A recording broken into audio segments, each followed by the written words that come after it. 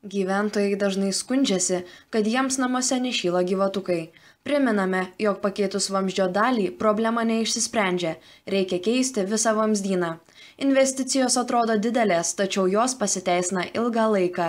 Su tokiais prastais vamzdynais mano būsto darbuotojai susiduria kone kiekvieną dieną. Taip atrodo ne tik stovai, bet ir skirstomasis vamzdynas esantis namo rūsyje. Įrengus jį su naujomis technologijomis, jis turėtų pasitvirtinti ne vieną 10 metų, nors nuo mechaninio poveikio niekas nėra apdraustas. Plačiau apie šią problemą pasakojo Santechnikos ir bendrastatybinių darbų tarnybos vadovas Gintaras Zelba. Klaipėdoj turim, jeigu neklystu, arti 1000 namų, kurie yra senos statybos. Tai yra 70 metai, 80 metai. Ir tuose namuose yra ganėtinai, esamų metų yra ganėtinai daug problemų su vamzdynu, tiek skirstomųjų, tiek stovuose, tai yra tiesiogiai vartotojų, gyventojų.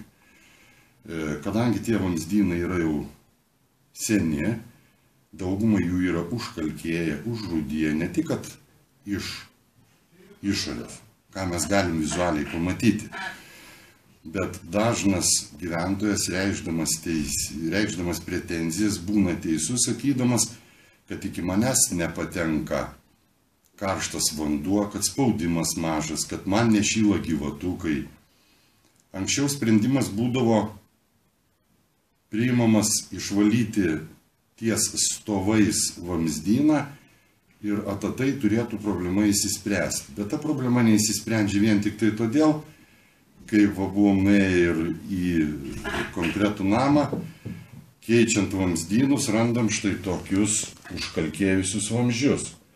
Nešyla gyvatukai, o gyvatukai grįžtamoji karšto vandens padavimo linija vėlgi tokia pat užakusi. Žmogus vėl sako, aš noriu pasidžiauti rankšluostį, o tas rankšluostis vakare padžiautas, ryte jisai dar drėgnas. Tai dažnai darydavom tokias, sakykime, techniškai neteisingus sprendimus, kad nekeisdavom viso vamzdyno, keisdavom tik tai nuo stovo iki 1-2 aukšto, kas ne visada išspręsdavo problemą. Tai mūsų nuostata yra tokia, kad nežaisti, nešvaistyti savo darbo laiko ir bereikalingai žmonės, bereikalo pa žmonės keletą kartų važiuoti, siūlome žmonėms suprasti tai visiškai teisingai, kad pakeisti nuo skirstomojo vamzdyno karšto vandens tiekiamą į vamzdį, štai vienas iš pavyzdžių, ir pakeisti grįžtamą į vamzdį, kur grįžta per gyvatukus, vėlgi pavyzdys.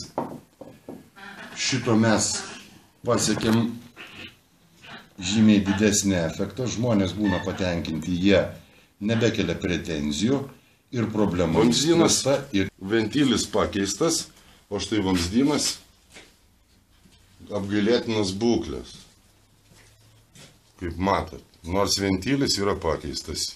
Jeigu čia kažkur yra susidariusi apaugęs vamzdynas iš vidaus, ką apaugęs ir jau rūdimis ir iš lauko, tai apie kokį vandens gerą tiekimą galima kalbėti. Išvada vienintelė – reikia keisti vamzdynus.